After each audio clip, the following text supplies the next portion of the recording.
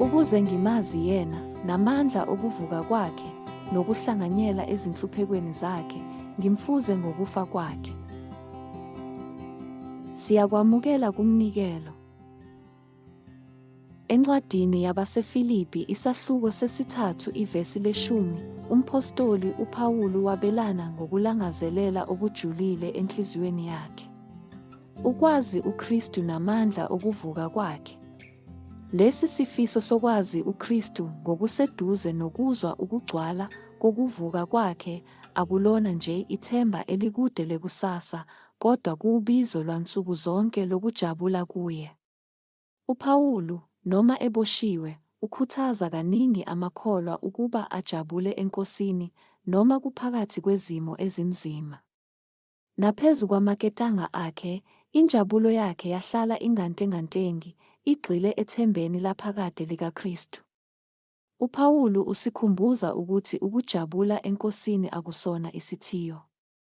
Lidlula izinsizi zalomhlaba. Ubekela abaseFilipi inselele kanye nathi ukuba bagxile kulokho okubaluleke ngempela, injabulo enganyakaziswa esiyithola kuKristu, hhayi ezintweni zezwe, impumelelo, noma ukunethezeka kwesikhashana. Njengamakholwa, izinhliziyo zethu kufanele zijabule kuKristu Jesu, hhayi ngosizo lwethu, kodwa ngokulunga akunikeza ngesihle.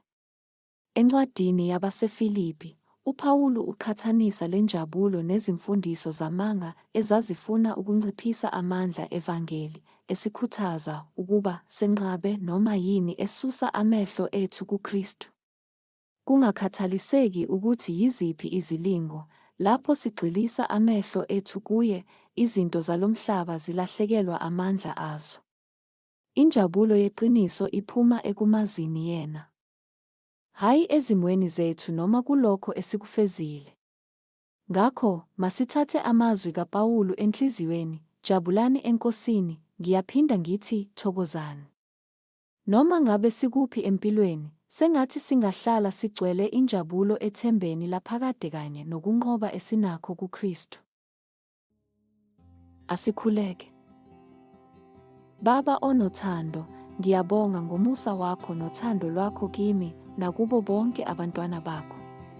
Ngingajabula kakhulu ngawe ngoba wena uyithemba lami laphakade nentokozo yami ehlala ikhona. Ngegama likaJesu ngiyakhuleka. Amen.